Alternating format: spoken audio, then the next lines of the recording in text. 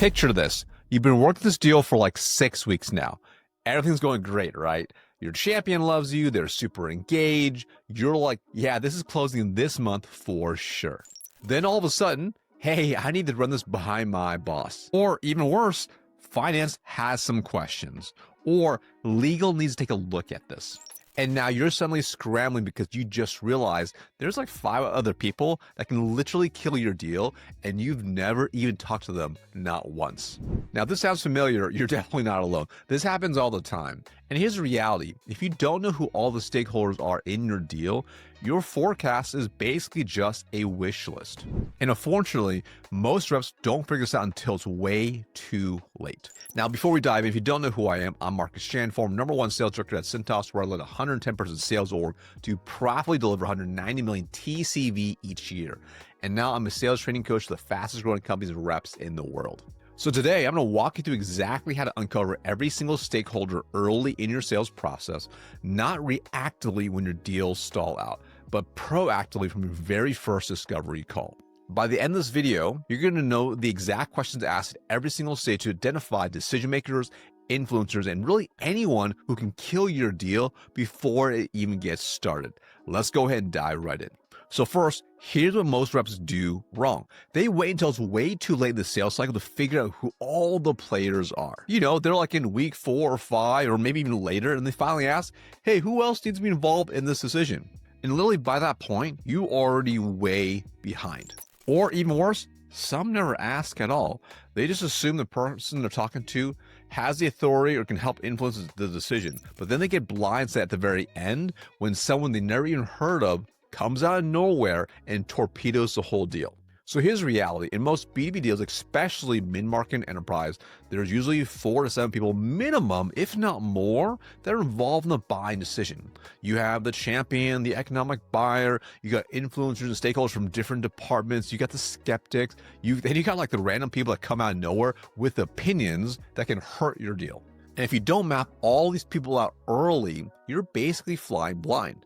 You don't know who you need to talk to, you don't know what their concerns are, and you definitely don't know who can say no to this deal. So the question becomes, okay, Marcus, when should I start asking about stakeholders? And the answer is from the very first discovery call. You want to start planting seeds early, not interrogating them like you're running some sort of checklist, but naturally asking questions that helps you understand the full buying committee and process.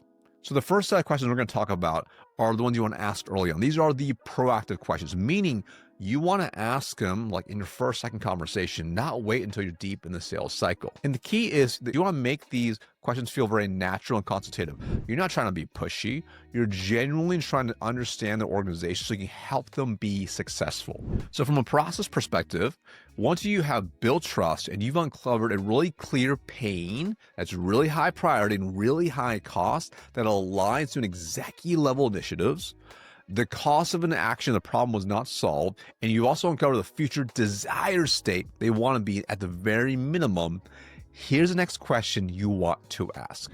Aside from yourself, who else do you need to consult with before you bring on a new vendor like us? That's it. Now, this is a really, really simple question, but it's super powerful because it does a couple things. Number one, it positions you as someone who understands that this isn't just their decision. And number two, it gets them thinking about who else needs to be involved without making it feel like you're trying to go around them. So next, here's a follow-up, because once they give you a name or two, you want to ask something like this. Hey, who else? Then pause. And as they share that, you can ask, hey, what is most important for each of them? So now you're not just getting names, you're getting their perceived priorities, because usually finance cares a lot about ROI, IT cares about security, legal cares about mitigating risk in contracts. You're a champion, depending on what level that might care about easy use and making their team successful.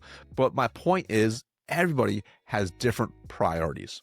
And when you know what matters to each stakeholder, you can address their concerns proactively instead of being surprised by them later. Now, as a bonus tip, if you've done your research, which hopefully you did, you can insert the names as well. So for instance, typically when companies are evaluating MSP providers, we usually need the final approval from the finance, like the CFO. That's Lisa Smith at your company, is that right? Boom, super easy and really smooth. We kind of slip it right in. Now, another really great early on question is something like this one, which is, hey, how did you go about choosing your current vendor or solution? So this tells you a lot, especially if they're already using someone already that you're basically doing a rip and replace for. And this tells you a lot. It tells you who's involved in that decision. It tells you what the process looked like. It tells you what mattered most to them at that time. And it gives you potentially a blueprint for how they're probably going to make this decision as well. It also may help you realize, if they didn't already have a solution in place, that they may not know how to buy what you are selling, so you may need to help guide them through the process. Another way to kind of reframe this question is, think about your last big purchase for your department. What was it? How did you decide to buy? So that's a really, really simple question, but you're learning their buying behavior. You're learning who gets involved. You're potentially even learning what potential caps are for what they can approve for their own budget. You're also learning what tips them over the edge to actually making a decision versus staying with the status quo. Now, here's another one that's really, really powerful. What's that process look like end to end? So this is like really, really simple, but it's great because it's getting them to walk you through every single step. And as they're walking through it, they're probably going to mention people, they're probably going to mention departments, they're probably going to mention approvals that you may not even know existed. And then if they don't tell you who was involved, you can follow up with something like, hey, who will be involved in each of those steps? Boom. Now you're building the full map of everyone who touches this decision. And again, like I mentioned earlier, you can't ask these questions at the very onset of the discovery call because they don't trust you yet. But you can only do after you have built trust and rapport with them and you've identified a clear big problem and they realize you can be a potential value for them as part of the process. All right. So now if you've done this, you've identified some stakeholders, but here's the thing, not everyone's going to be on your side. There's going to be skeptics. There's going to be people who have concerns or people who don't want this to happen, who don't think it's a problem. So you need to identify these people early so you can address their concerns head on instead of letting them kill your deal in the shadows.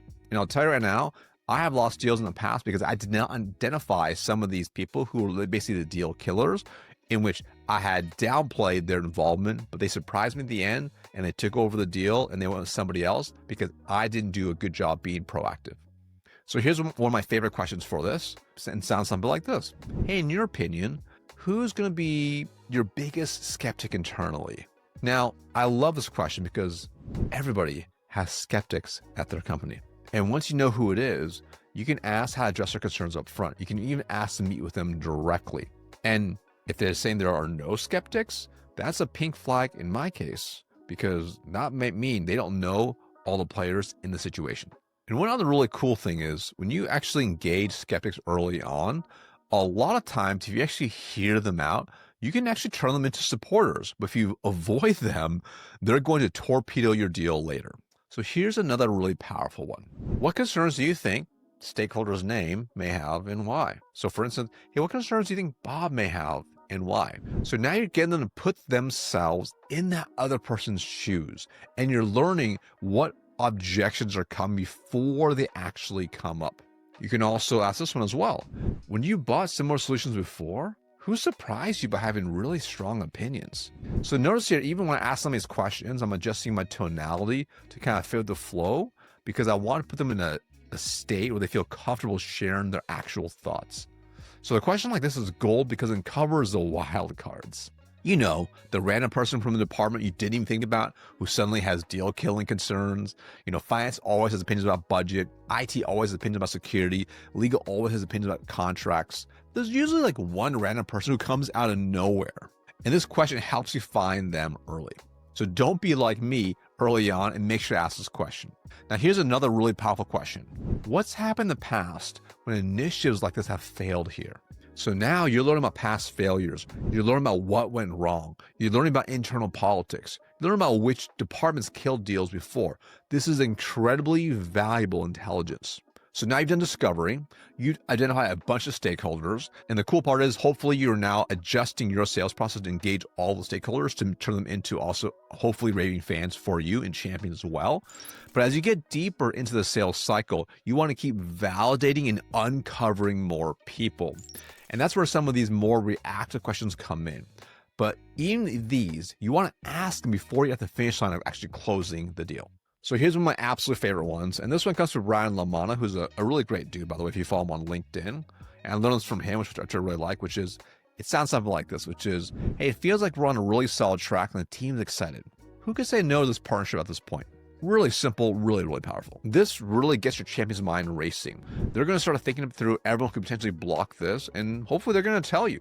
Now, like I mentioned before, you need to have earned the right to ask this type of question. Even that type of question you typically can't ask on your first call, but once you have built trust, you're moving forward, this question is absolutely gold. Here's another great one. If this goes sideways 6 months from now, who's going to be blamed? I know what you're thinking. That's a pretty brutal question, right?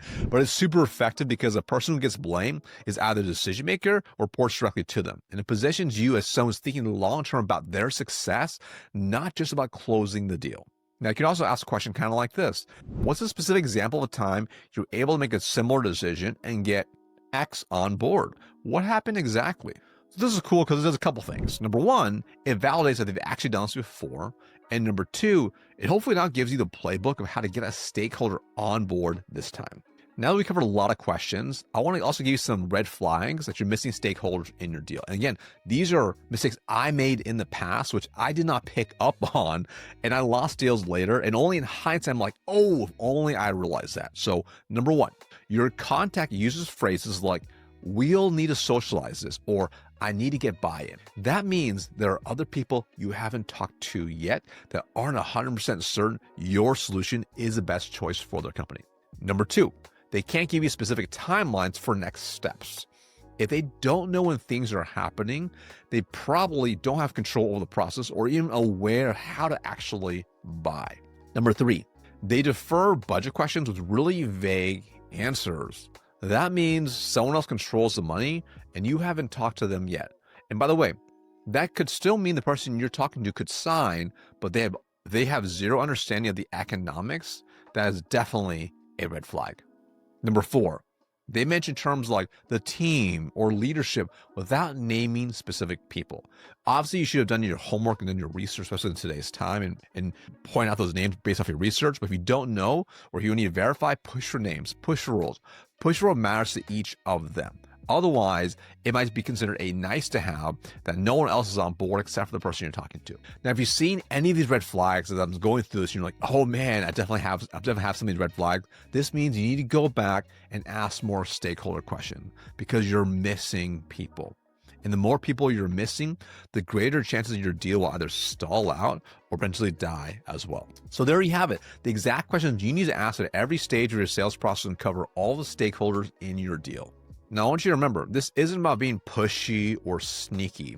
This is about genuinely understanding how decisions get made in their organization and help them be successful. Because if you truly have a solution that can really make an impact to their business, helping them understand and get clear on who those stakeholders are, it can only help serve them by ensuring you help solve their problem. So ask these questions early, ask them naturally, and most important, actually listen to the answers and map out everyone who's actually involved. Because at the end of the day, if you don't know who all the players are, your forecast is just a guess.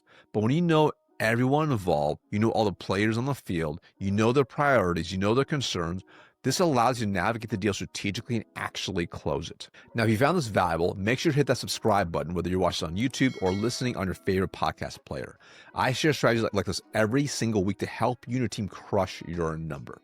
If you want our help to actually implement this with your team, or if you want us to help you diagnose the biggest constraint in your sales organization, go ahead and book a call below. We'll walk through exactly what's holding your team back and how to fix it. I'll see you in the next one.